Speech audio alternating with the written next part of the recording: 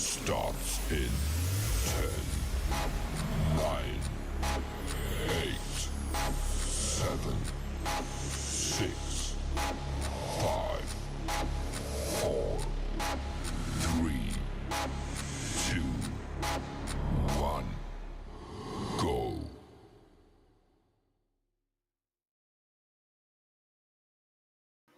What's up, y'all? What's good with you? This is Corey Manning, comedian by night, superhero by day. We are live. Welcome to the Art of Standup Comedy, behind the mic, where we talk about stand-up comedy, the art of stand-up comedy, how jokes are made, how jokes are formed, how jokes impact, and how jokes can expand your life and mind. This is my first broadcast, as you can tell by the technical difficulties.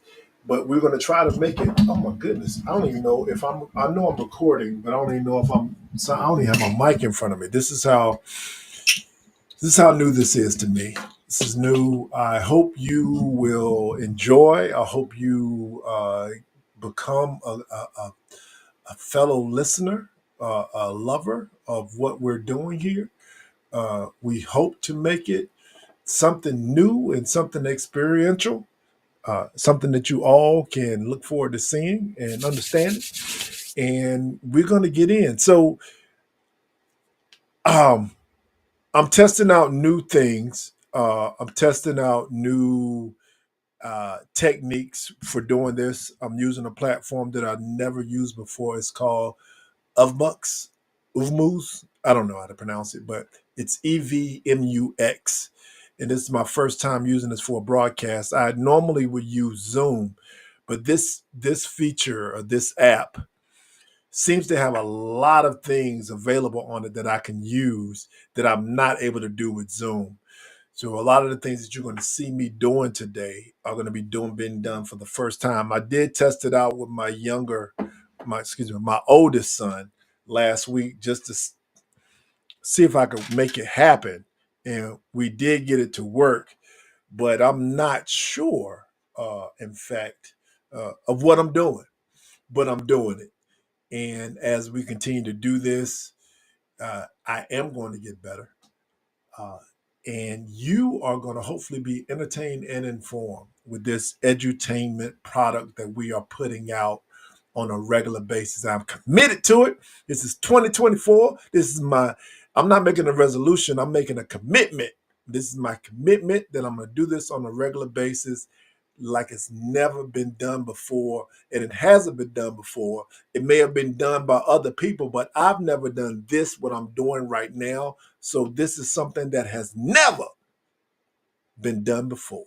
And you are experiencing it. If you're watching this live or if you're watching this while it's being broadcast on YouTube or Facebook or wherever it's being performed, you are experiencing with me exactly what I'm experiencing right now, even though it might not be right now when you're watching this. Today, as a matter of fact, let's put a stamp on it. Today is Wednesday, January 3rd, 2024. We are 3 days in and 3 days out. That's right. We're 3 days into a new year and 3 days away from an old one. Can't believe we made it. I can't believe I made it. This has been 2023 was rough for me. I had a rough year. I'm not going to get into detail about it, but it was one of the it was rough. But I'm through. I'm here, and I'm taking into 2024, and I'm making the commitment. I hate sounding like everybody sounds when they're in January or February of a new year. I'm making this new commitment. I'm turning my life around. I'm about to get real. This is all new for me. This is going to be it. This is my year. I'm taking control of it. It's going to be a year like you've never seen before. Ladies and gentlemen, I'm committed to today. I'm going to make today the best day I can make it.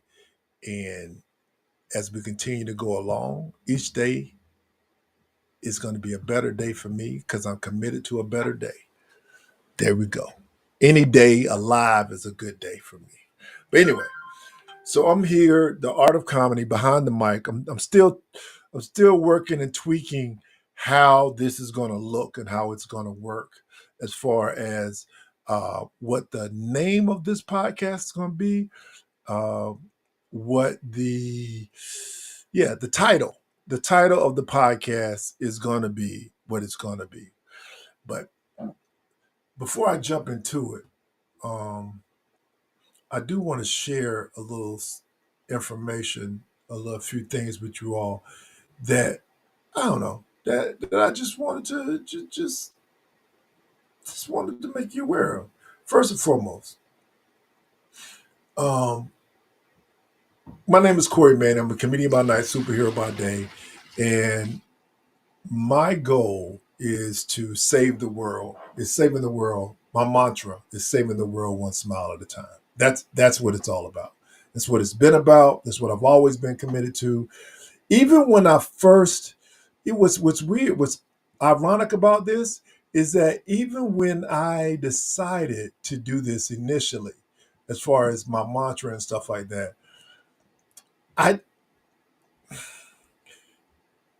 people say, why do you call yourself a comedian by night, superhero by day? You're confusing people. Everybody knows what a comedian is, but a superhero, why would you put that in there? Because it doesn't seem like you're taking yourself serious. But for me, being a superhero is not necessarily having the ability to fly or super strength or things of that nature. Although I could put an analogy to it to make it, be what it can be. But my thing is that we all have our superhero abilities. It's just a matter of how we find and utilize those superpowers those hidden talents that we all have. So that's where that's from. Um, Commercial. Franklin, Massachusetts, Smile Franklin. I will be hosting a comedy showcase there on Saturday, June the 20th. If you are in and around the area, or if you're not in the area, be in the area on Saturday, January the 20th at Box Seats Restaurant in Franklin. Show starts at 8 p.m. sharp. Doors open at 7. You can come get some great food, have some drinks, some great background music going on while you're doing so before the comedy starts. So definitely want to check that out. But let me get back into the superhero piece. So this is what I say when I say I'm a superhero. Like these are things that I literally do. Uh, I'm let me bring see if I can bring this. I can't make it bigger. Can I make it bigger? Spotlight. Bam. So there we go. That's dope. I can unspotlight it or I can spotlight it. Bam, make it bigger, zoom in. Or I can unspotlight it and then spotlight me. Bam. See, that's dope. Okay. See, you can't do this on Facebook. But anyway, so Corey Manning, comedian by night, superhero by day. You see it right there. So as a comedian by night, I do jokes. I'm a comedian. I'm a professional comedian, been doing it since 2001, really. Uh, I've been in Jamie Foxx's Lollapalooza Comedy Festival, the Bay Area Black Comedy Contest and Festival. I've been in the Boston Comedy Festival. I've been World Series of Comedy Finalist Festival, just to name a few festivals. I'm currently streaming on Amazon Prime. Was on Nick Mom Night Out comedy show. And I am actually taping. I'm not gonna. I'll say that for another episode when I talk about that. But I'm professional comedians, and I've worked with some of the best comedians in the game. Hopefully, I get a chance. The goal is to have at least a handful of them on this show to talk about the art of stand-up comedy. But going back into the superhero thing, so I'm a speaker or a facilitator. I've been doing that work in the realm, especially for youth development work. I've been doing that work since '95 when I was a part of Public Allies, which is an AmeriCorps program. And so now I'm a keynote speaker, facilitating workshops on various topics, including what we look at here, substance abuse intervention and prevention. I'm a prostate cancer survivor, so I talk about those things and also talk about the elements of effective practice in order to help people become better mentors, develop a mentoring program, or see how and identify how mentoring can work or has worked in your life. So all those things that I do. In addition to that, as a comedy performer, also a coordinator for events, comedy events, as well as consultant if you want to do a fundraiser. So those are the things that I do for comedy, using comedy to get out to people. And so that's why I consider myself to be a comedian by night and superhero by day. So I just wanted to highlight that and talk about those things, in addition to some of the other stuff that I'll be talking about in the future. So what is what is this stand up comedy thing about? Like what am I trying to do with this? I mean, what is the art of comedy? Oh, wait a minute, another commercial. So starting February the 6th, I will be hosting good conversations. And those conversations where I will be talking to different individuals who are very engaged and enhanced or engaged into specific topics. uh, for example, Tuesday is going to be Puff Puff Past the Facts, where all we're going to talk about is substance abuse intervention and education. I'll be having some people in on who are substance abuse educators. I'll be having people who work in the industry who can talk about the effects of drugs. I'll even have I'm inviting people who may own marijuana, cannabis shops to talk about the effects of marijuana, the positive effects of it. It's not about negative, not about bashing certain things, including alcohol, but it's about talking about the facts around it. But I'll get into that later. On Tuesdays, I'm gonna be talking straight. It's on the second Tuesday of each month. We're talking straight mentoring.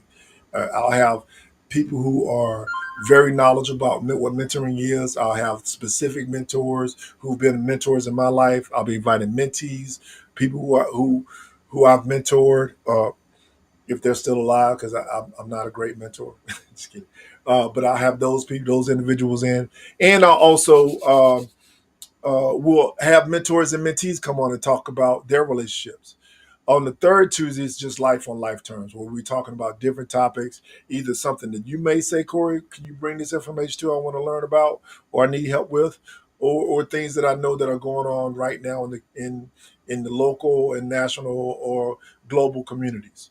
And then Tuesdays would be Smiles for Sustainability, where we'll be talking about how laughter uh, can help people to be sustainable, either in their life, in their health, in their faith based plans, in their organizations or businesses, but how you can incorporate humor into what you're doing in order to be more sustainable. So, those are things that I'm going to talk about. But today, what we're doing here, again, did I mess? I just messed up. All that stuff is not necessary. Where is my super suit? Hold on. Here we go.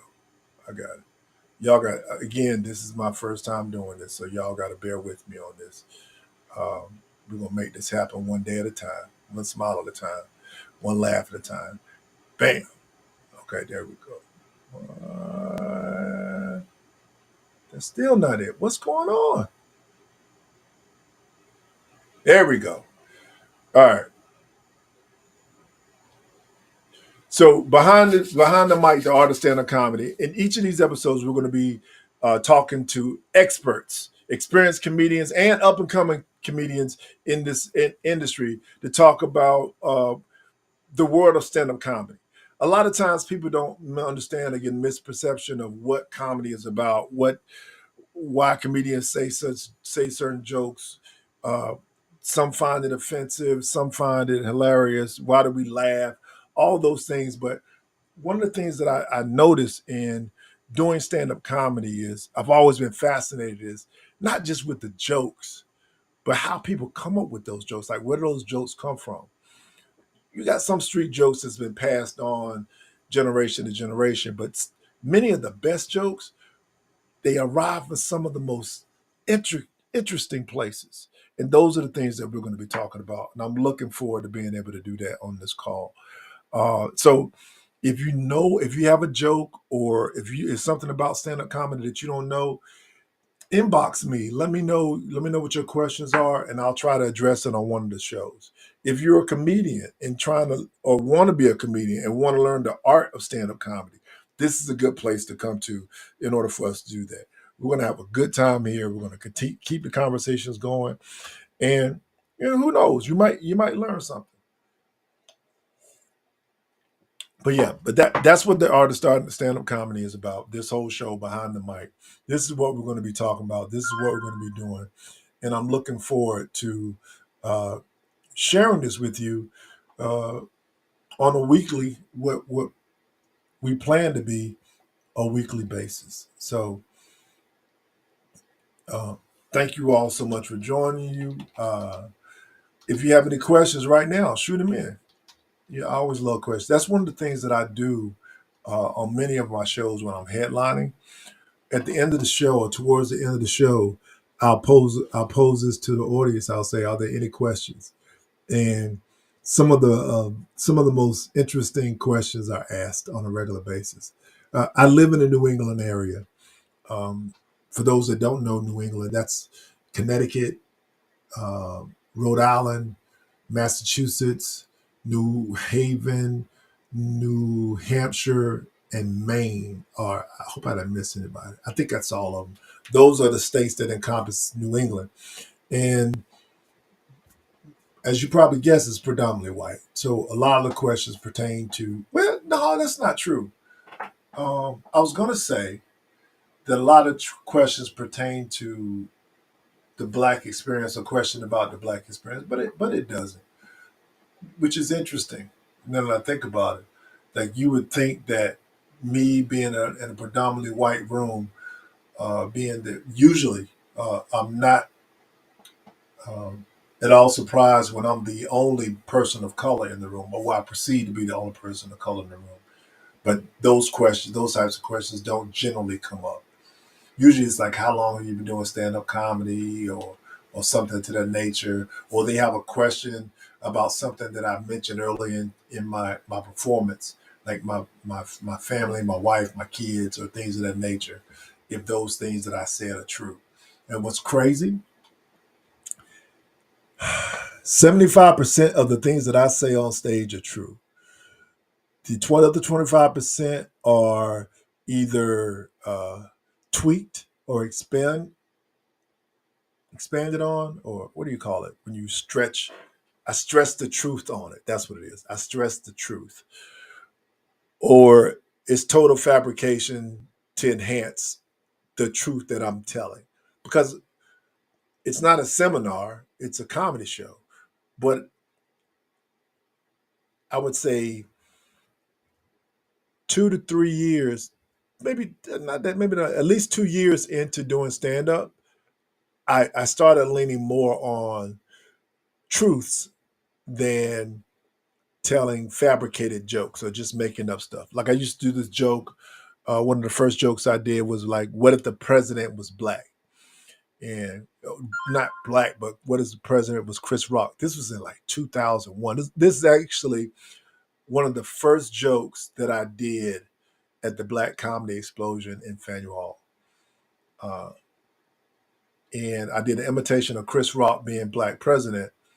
And the joke went over well.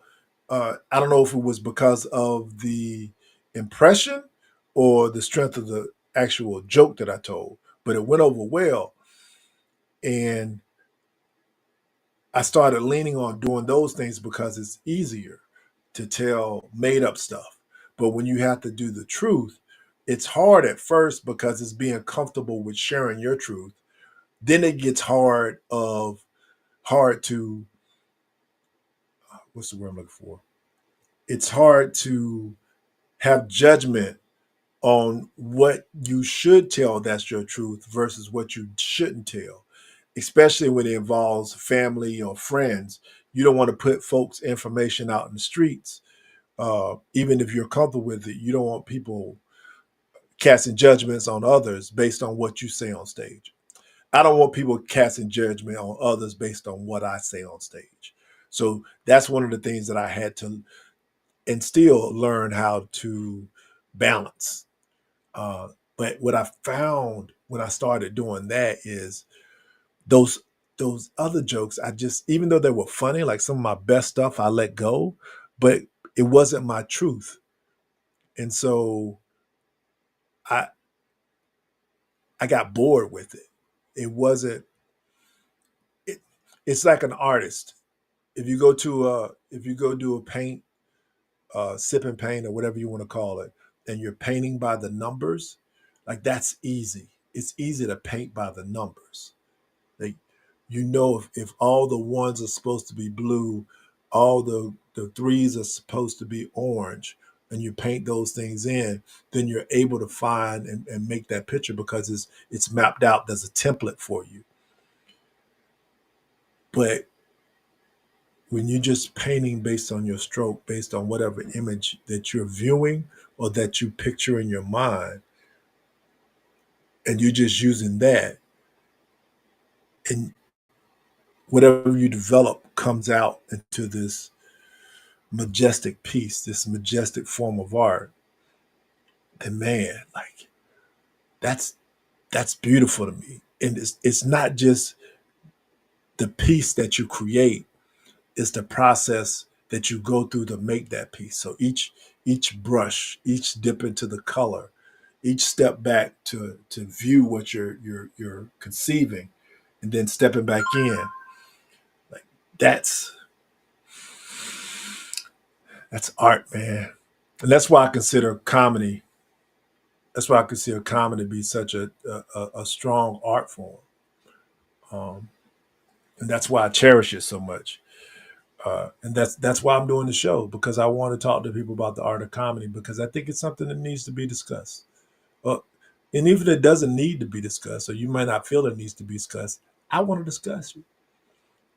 I can't wait to bring other comedians or guests or like-minded individuals, like-minded in the sense that they have an appreciation for humor, in particular stand-up comedy. I can't wait to bring those people on the show and have a conversation with them just to get an insight from them, which is gonna, I'm sure, is gonna elevate my appreciation for the art of comedy too. So that's what we're gonna do here. I hope you'll continue to join and stick around and stay in as we go through it, as we do it. Um, but yeah, I think we're gonna have a good time. Sorry about that, y'all. So speaking of comedians, I actually want to share this clip of Patrice O'Neal, who's one of my favorite comics. Um, I want to share this clip and then break it down. I hope this works. I swear I do.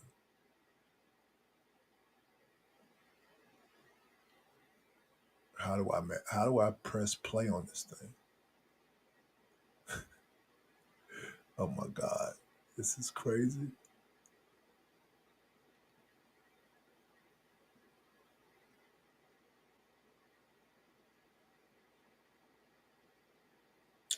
I think I see it buffering.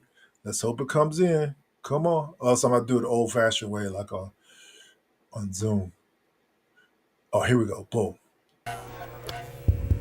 You ever feel like a terrible person when you're watching the news? Like you watch the news and no matter what's on, you just can't care. Like you news like you watch the news and no matter what's on, It's you just not working.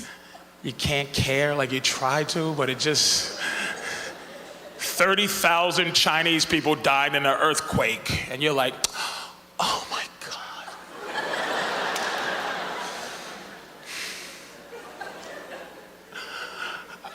Oh wow. I could care less. Oh my God. A missing mother of 10 hasn't been seen. Oh my God. A missing mother of 10 hasn't been seen in 2 weeks. You're like, all right, I'm gonna care about this. I know it. I know.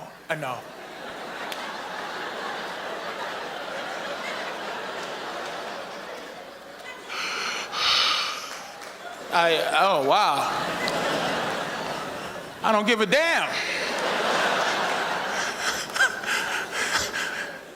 Like, I mean, I believe in God, but I'm not deep into religion. Like, I'm too afraid to not believe in God, Like, I'm not an atheist. I'm like, before that, like,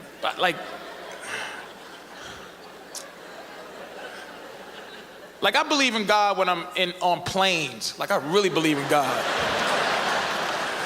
You ever try to make a side deal with God? Just when I get on planes, I look at some old lady struggling with her bags, having trouble putting it in overhead. And I'm like, wait a minute, lady, let me get that for you, ma'am. Let me put that heavy bag up there for you, because, look, God, look what a great guy I am helping this woman with her bags. You ain't gonna let the plane crash, are you, Lord Jesus? Because I'm a good person. And then when the plane lands, the lady's looking at me like, you want to get my bags? I'm like, no, like what? I kept the plane in the air, you selfish bitch. I don't even believe in ground karma. I kept us all alive. Let somebody else handle the ground. I'm not getting it. It's hard to be honest, man. Honesty's not the greatest thing to be. It's not, it's just no one wants to hear. So what I love about Patrice O'Neal is one of my favorite comedians. To me, he's on the level of your Chris Rocks, your Dave Chappelle's, your Kevin Hart's, Brian. He is so honest about his material. That was a clean set, so I don't want to post some stuff that it might just, especially on the first show. But if one of his best specials is Elephant in the Room, which is a masterpiece, as well as most of the other things he did. But in this joke, he's talking about how the irony of that some people, and I think we all do it. I know I do it. Like, there are things that might happen that you should feel bad about and you don't. And the reason why it's so funny is because we laugh either because we can identify with something or so that it's so far-fetched from our reality that it's humorous. And in this instance, it actually impacts both of those individuals, be it somebody that, like myself, can totally identify with what he's saying, although maybe in that moment the thing that he's speaking on specifically I can't identify with, but I can identify with in other areas where it's things that I should be caring about that I don't. And it also identifies with people like, oh my, I can't believe this guy is such a jerk that he can't laugh and he can't be emotional about certain things. So that's what I love about the joke. Here's the kicker. How long did it take him to develop that joke? Because if done in the wrong way, it could come across as being offensive. And that's one of the things that comedians often have to do is when they're telling their truth, is how can they put their truth out without it being misconstrued? Because it's a lot different to have a conversation with someone about a topic and be able to have back and forth, because it's an open discussion where two people are giving their different views, versus in the sense of a comedian, where as a comedian, you actually have to talk. You have to laugh. Your goal is to laugh, make people laugh. So that's the difficult thing. And speaking of making people laugh, ladies and gentlemen, I got to welcome to the call or to the talk, my man, Brian Bowden. Brian, thanks so much for joining in, man. Hey, man, I didn't know we were coming in hot. I know. This dude, I didn't even know I was coming in hot. I'm using this new. I was saying this earlier in the call, but I'm using this new app. I don't know if you ever heard of it. Evmux, Evmux. Evmux? Evmux. That's It sounds like some asshole in the Star Wars universe, it, like a bad guy. It does. Either that or Star Trek character that gets killed when it goes down to the planet. Yeah. Ensign Evmux. Or it sounds like a pretty dope holiday. You celebrating that mugs this year? Bet your ass I am. But yeah, this is my first time using it, man. It gives you more. It's supposed to give you more flexibility than like your Zoom or even StreamYard, where you can do some crazy stuff with it. So I'm giving it a shot. We'll see. I might switch. Cool. But thanks, man. Thanks for joining the Art of Comedy, the Art of Stand-Up Comedy, to be specific. I'm glad to be here. I'm glad you're here because you are our first guest on this show. So you're making history. So not Oh only are wow.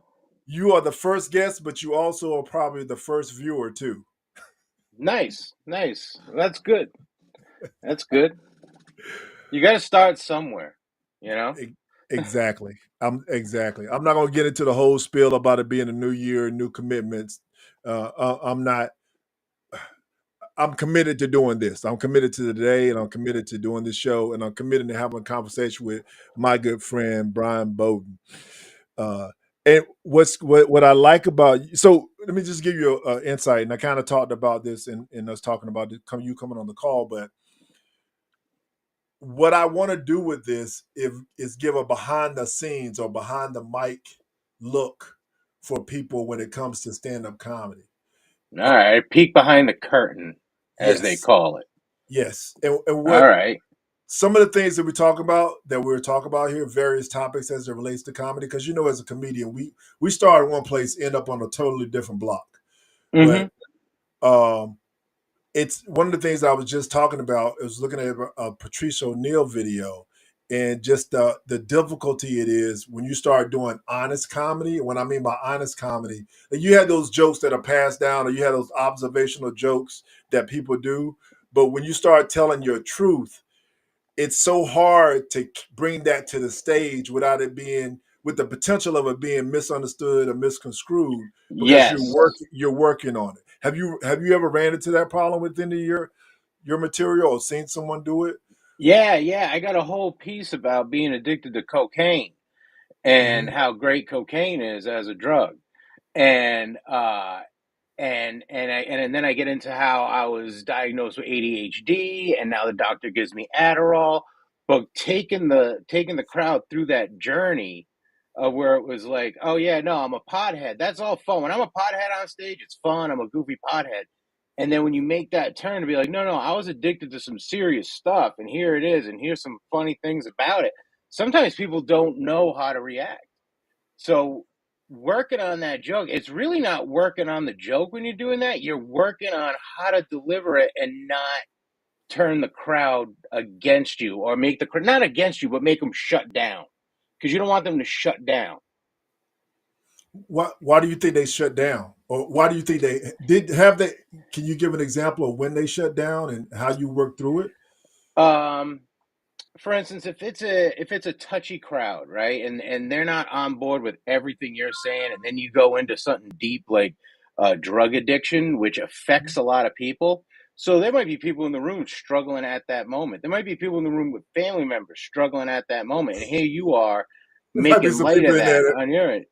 It might be some people in that moment that are using it at that moment. Yeah, So exactly. Yeah. Uh, so it's trying to figure out how to deliver it and not have it sound like it's a negative thing. Have it be real, and yet have it still connect to the crowd enough to where you can take them on the story, take them I don't through the want journey. to. I don't want to burn the joke, if that's a correct term. But how long have you been working, or had you been working on that joke? How long did it It take you to get it? I'm still, I don't, it's not done. It's nothing that I do every single night. Like right now, I'm doing, when the crowd's on my side, I'm doing the joke so I can get my beats. When I know that I can do no wrong with the crowd, I'll throw that joke in there, and I'll work off of that, getting the beats to the joke. It's important to know the song before you start, improvising on the song and throwing it out with different types of crowds, and then making it a permanent part of your act if you don't know Right. how to react to it. So right now it's basically, maybe once a month I'll do it. as opposed to like every single set. Now, one of the things that is difficult for me as a comedian is holding on to a joke that doesn't go over every time. I mean, not every time, but you know what I mean. Like if it's a strong joke, I'll continue to do it. But if I try it 2 or 3 times, if I try it 10 times, and out of those 10 times it doesn't work 4, then I'm more likely to let it go. Yeah, What makes you want to hold on to that and continue to do it? I give jokes five times and you're out. If you don't work 5 times, you're leaving. And but sometimes I hold on to stuff that just makes me giggle. Like if it makes me laugh, I'll just do it for me. Like I'll have my moment on stage, and if the crowd's on board with it, that's great. And if they're not, it's all right. I will get out of the hole. But when you talking about addiction and things of that nature, that's something that I had started doing on stage because that's one of my backgrounds where I do workshops on substance abuse prevention Mm. and intervention, and it goes well in an audience of people who are that's their they're the target audience where they do that kind of work. But you can't talk about drugs. I feel challenged talking about drugs and alcohol in front of a crowd that's there with a 2-drink minimum. Yeah, it's a weird thing. We're in a business that's fueled by alcohol, right? Like, like that's the driving force of comedy is alcohol, and like yeah, like there are places where I haven't gotten booked because I'm the stoner comic, and I used to have anti-alcohol jokes. You know? Really? Yeah. Oh Well, yeah. Like in colleges, they'll never book me. yeah, they might be opposed to you coming up talking about weed for 30 minutes to a crowd Yeah, they're it's trying to funny. Every stop. single college that I've ever done, it's usually through somebody else. And whenever I get there, boy, is that college surprised to see me. That and I wouldn't even do a college. Like nowadays, college kids are very uptight. The younger the crowd, the more uptight they are, I think, nowadays. Do you get that? Yeah, yeah, and I think it's because of uh, the state that we're in as a society with the Me Too movement and trying to be more and more politically, I don't want to say politically correct, but politically conscious, I guess would be the thing. I do think I think in some instances that it's helpful to have that sense. As a comedian, though, it takes away our ability to get our message across that we have to get it that we want to get across. We may be saying the same thing, but because we're doing it for laughs, it comes across that we might not be on the same page. Yeah, or we come off insensitive. Right. And it's like Right. nothing, it's like it's not a like there are times where I literally had to thank a crowd for laughing because they understood that what I said was a joke and I didn't mean it. You know? Like I've done that. I had to say thank you guys for laughing at that. Usually when you say the R word, people get uptight, but you guys understood it was a joke. I've done that. I said, "Oh my goodness!" I said "fag" in Cambridge, and you would have thought a bomb exploded. It was like the crowd didn't know what to do. They were shocked. They were shocked. They go, "Oh my god!" They go, "Oh," But at first they giggled, but they giggled, and then they were shocked. So it's like I made you laugh, but then you thought about what you laughed at, and then got offended. What do you? What's the other than delivering the jokes and getting the jokes in time? What do you think is the most challenging thing? What's the most challenging thing in comedy for you Uh, is this in terms of writing or just like comedy as a whole? as a whole? I think keeping up with content on the internet. Hmm. Like I'm How I'm so? confident, like I'm confident in my ability, right? Like I know I'm good on stage. I know I'm really good on stage.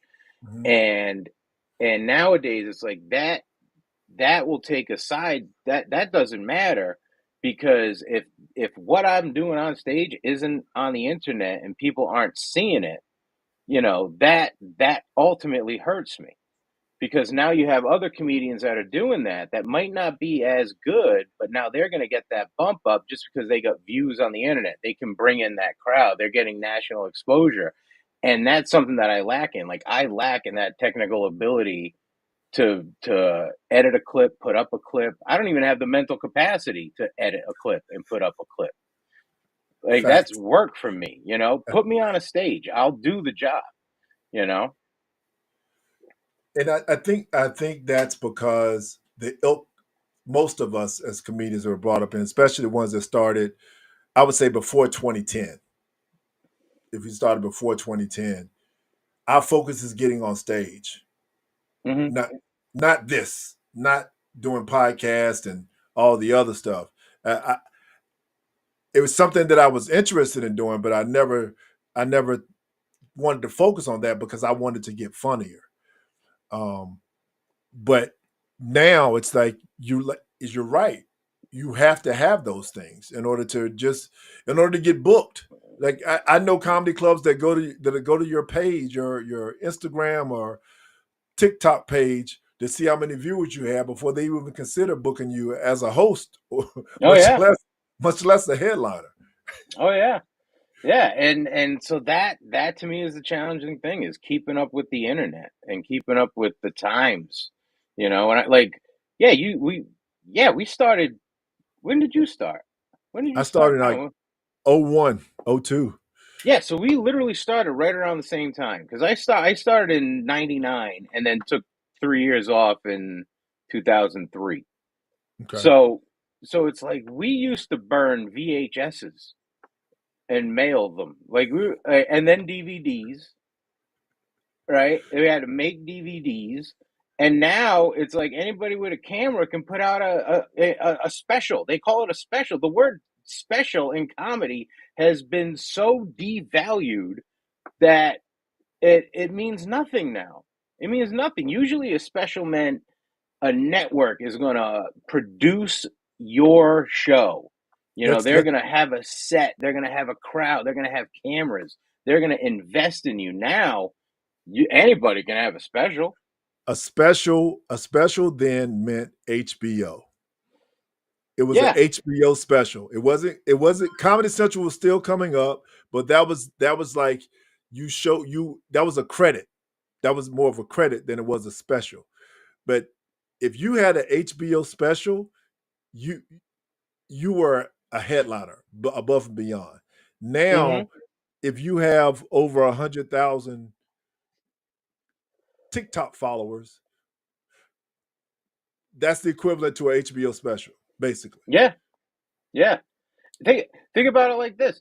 Um, I just had a really good thought in my head and it went away. That's the ADHD coming out right there. But think about it like this.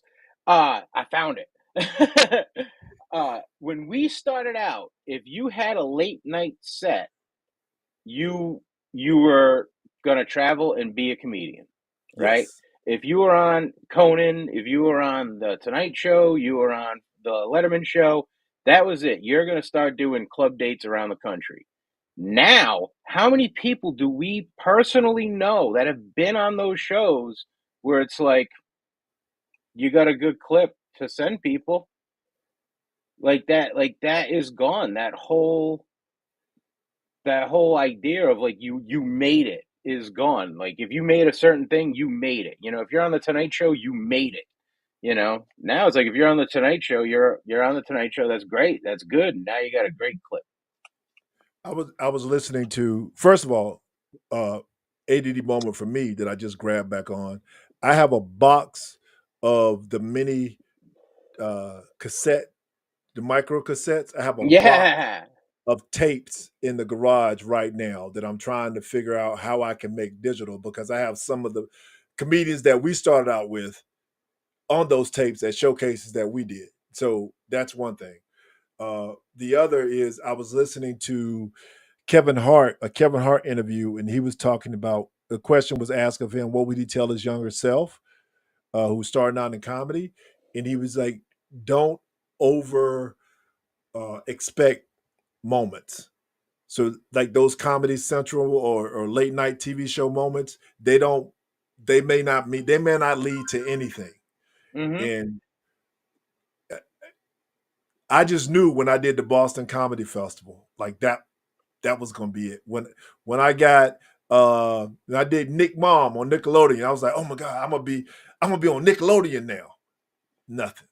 So I totally hear and totally agree with what you're Yeah, saying. and it's not to discredit like what you've accomplished, what other people accomplish. Like it's just that's where we're Just at now.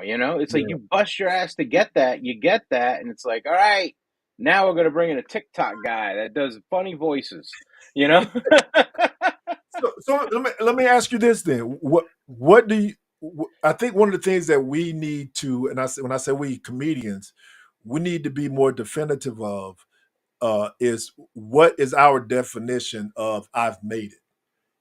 Do you have that definition for yourself of I've uh, yeah. I mean, I guess for me it would be, because like I like comedy is my career. Comedy is how Mhm. I pay the bills, but my day job is how I get my benefits.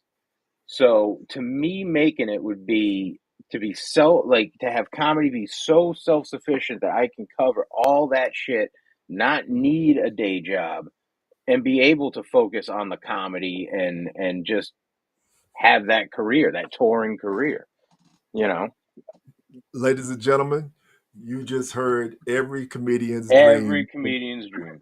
of what making it really, really means. And it doesn't, and Brian, what's crazy is that for me, it's not the accolades, it's not being a star, it's just being able to live off my passion for what I do. Yeah, it's like, can I take the decades that I dedicated to this art and have it be good enough uh, to to support your loved ones. That's the ultimate goal. You can always tell how new somebody is by the goals that they have in comedy. You know,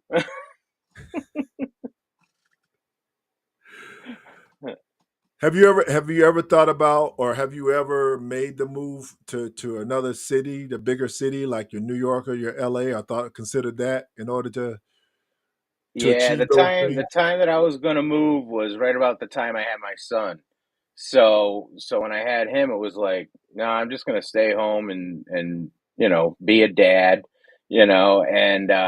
and I've gone to the city. I've done comedy in the city. I get anxiety attacks in the city. It's a different game in the city, and that's another Right. thing. Being, I'm so proud of what I'm able to do as somebody that didn't get brought up in the city, that hasn't had, I don't even have a friggin' I don't have a website. Like What? I don't have a website. My website is stonerdadpodcast.com. It's a link tree. It's a link tree just so people can listen to the podcast because I don't have the money to throw at somebody to build a website. I don't know how to build a website, and I don't want to learn how to build a website. Like those are my limitations. That's my limitations. Man, you know Is what? is the technical aspect of comedy. You give me a team, you have somebody film my sets and make clips and put them up. That will skyrocket. It'll be great. But until we get that, I'm happy where I am. Yeah. you Let's know. talk. I'm gonna try to see if I can help you make that happen. It'll be real simple. At least have a landing page. So you do you is your link, your website, your link, does it land to your page? Do you have a domain name? That's the question I'm looking for. Do you Yeah, have a yeah, domain? yeah. Okay. Yeah, I got domain names. Okay. And that goes to Linktree, is what you're saying. Yeah, it goes to my link tree. I'm like a fucking OnlyFans model. When you see my Instagram, it says link and you click it goes to a link tree. And you get and there's even like a Patreon, which is like an OnlyFans. But dude, you are ahead of the game for a lot of comedians at our level. They some comedians, I know some comedians who don't even have that.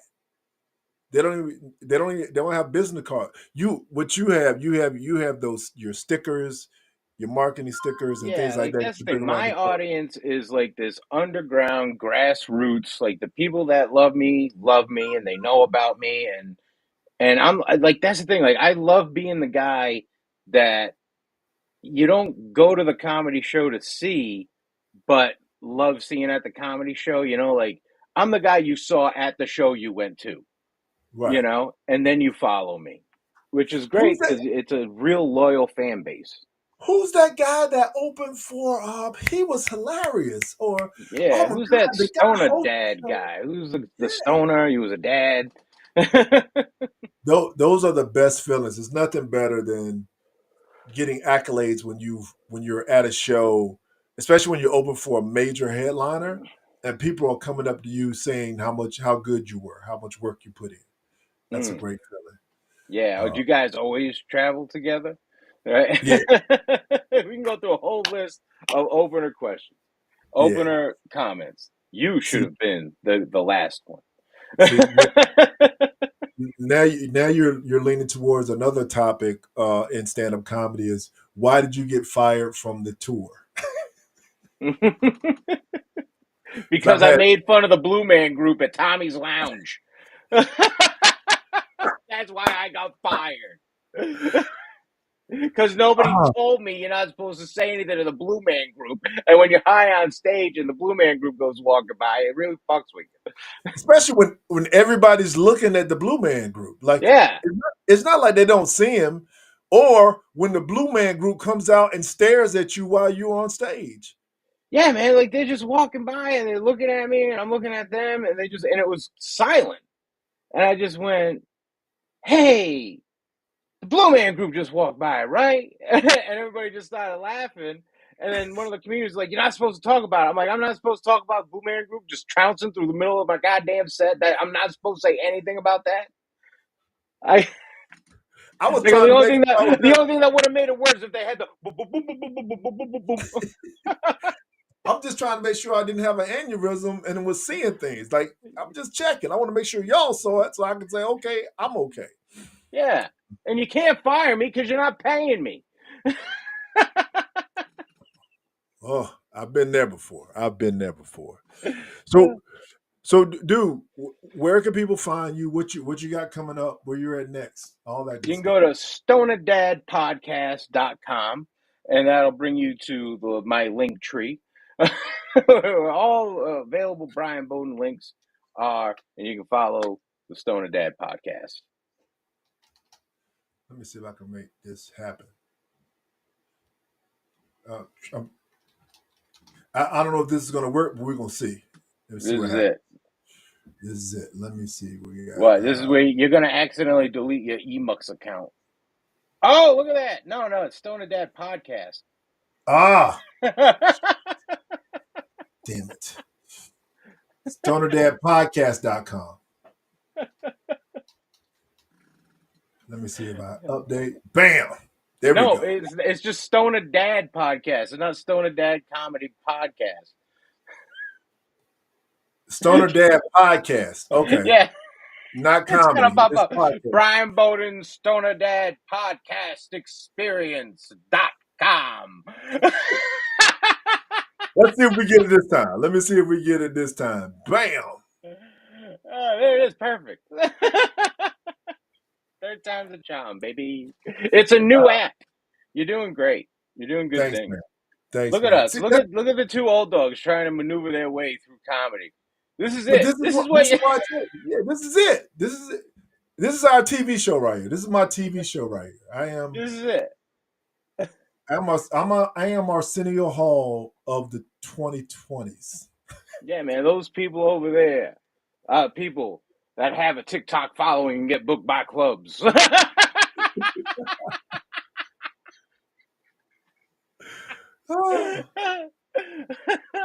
Awesome, man. Awesome.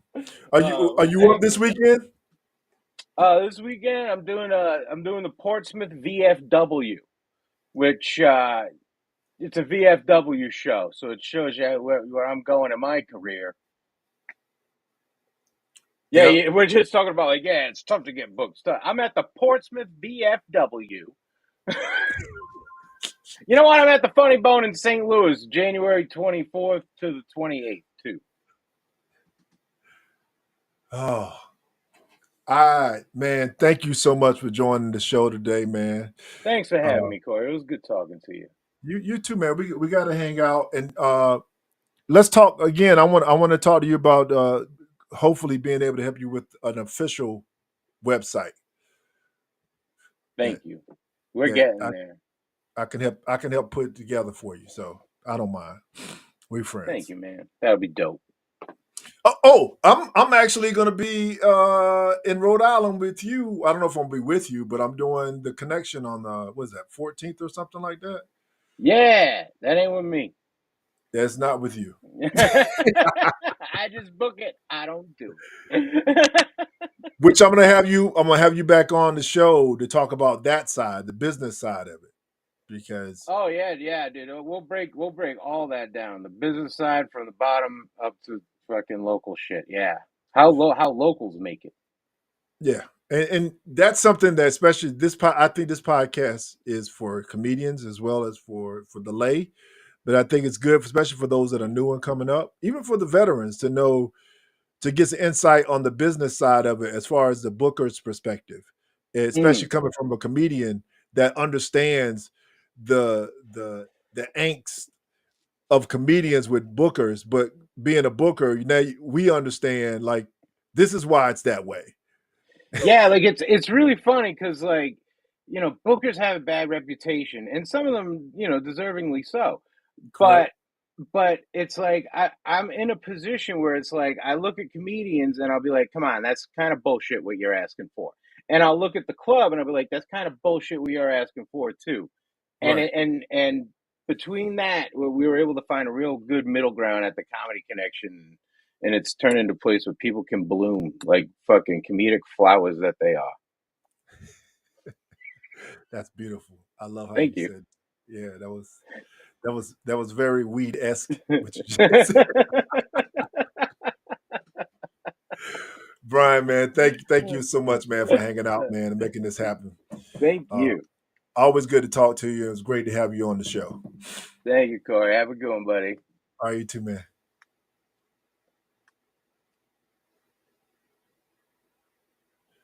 Now I got to figure out how to. Now I got to figure out how to end. This is the moment I've been waiting for. Boom. There it is. I got you.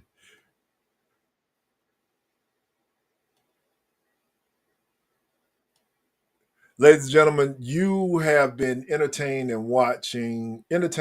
you watch the Art of Standup Comedy Behind the Mic. Big shout out to my guest, Brian Bowden, for coming through and making this such a great show. We do this each and every Wednesday at noon. This is actually an extended broadcast just to give you an introduction to what we do here. Each Wednesday will be starting at noon and with a new guest each week, going from 12 to 12:30. So set your calendar, set your reminders, subscribe if you can, or just send me an invite. And join in the conversation. Go into the comments. You have questions or comments you want to make during the podcast, we pick them up live here and can share and answer your questions. But other than that, I want to thank you guys so much, and hopefully we'll do this again soon.